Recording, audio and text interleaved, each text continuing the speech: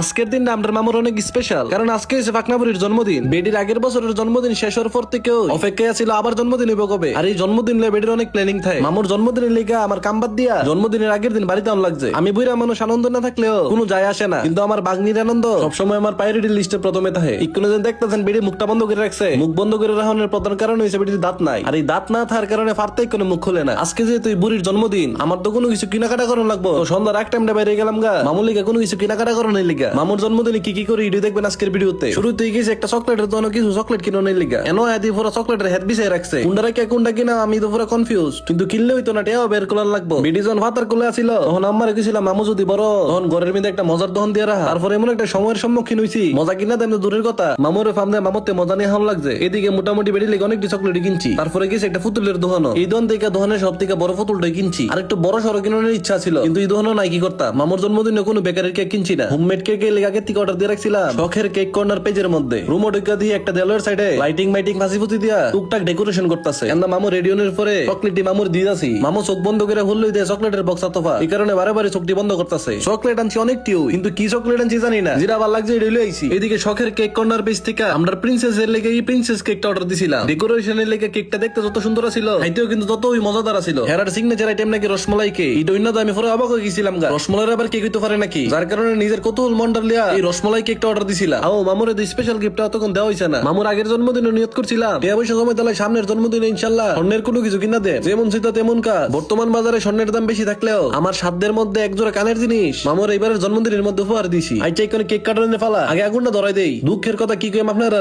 আমার জীবনে আগুন লেগে থাকলেও আমি এখন সামান্য আগুনটা ধরাইতে পারতাছি না। যাক যাক ধরছে ধরছে এখন আরেক যাওয়ার কি জানি ফাড়াই দিছে। এটার চুমকি তো পুরা পুরা শেষ। এনা দিয়ে মামু ফয়া ভিতরে সব অক্সিজেন বাইক করে লইতাছে। তারপরে মোমবাতি রিনে পাইতে পারতাছে না। ভিডিও লগে ফুটিয়ে আমি একটু হেল্প করলাম। মামু দীর্ঘাগ্রহ বলেছিল জন্মদিনের কেক কাটানোর লিগা। আর আমার লগে থাকা বিরল রোগে আক্রান্ত ফলাফাইন্ডি অপেক্ষা করতেছিল কোন সময় গাম গম করে কেকটা আইবো। আচ্ছা হাওনের আগে তো কাটানো লাগবো, এই ফর্মালিটিসটা হেরা ইকোনে মেইনটেইন করতেছে। আচ্ছা হেরা হাইবো পরে, আগে যে বিডির জন্মদিন বিডির হাওয়াইলো পরে এত আয়োজন করার পরে ফুলান মারতে পারে। কেক কাটানোর পরে শুরু হইছে একটু করে সবার কেক নুন চাওয়ানোর পর্ব। পরে মামুর এসে দিছি সবার একটু একটু করে নুন চাওয়াই দিত। আর বিডি এক লগে এত মুখ করা দিকা কনফিউশন হয়ে যায় কারে হইবো। আর আমি ওদিন আগ্রহ বেরিয়েছিলাম কোন সময় রসমলাই কেকটা হায়া, কারণ এই কেক লয়ে আমার মনে অনেক কৌতূহল। রসমলাই দেখাইছে অনেক, কিন্তু রসমলাই কেক এটা আবার কেমন কথা। আচ্ছা মুহতে দেখালো কেমন লাগে।